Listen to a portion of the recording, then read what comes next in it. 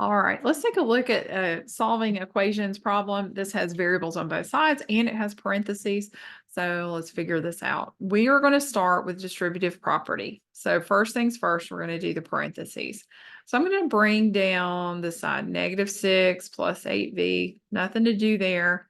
We're going to multiply 2 times 7 is 14. 2 times 6v is 12v. So we got rid of the parentheses.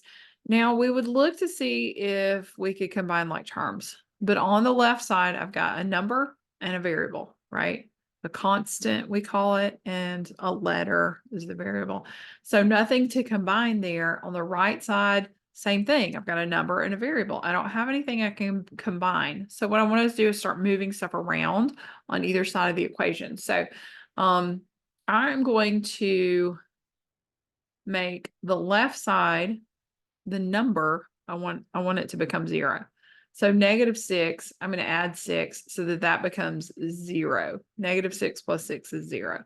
Well, if I add 6 to the left, I need to add it on the right to the other number. So that'll be a +6. So I've got 8v equals 20 plus 12v. Okay.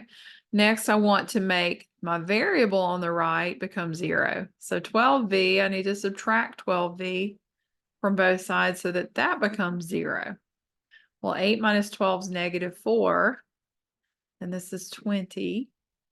And now that I've gotten everything moved around from side to side, I want to just divide by whatever's in front of the variable. So in this case, it's a -4. -4 divided by -4 is 1. So there's 1v left. 20 divided by -4 is -5.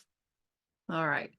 So if you get tripped up by these integers, and when I say integers, I just mean like adding and subtracting, multiplying, dividing, positives and negatives, then you may want to go back and look at some of the work on that. But I do hope this helps. We'll keep on with more and more and more and get better and better and better. See you next time.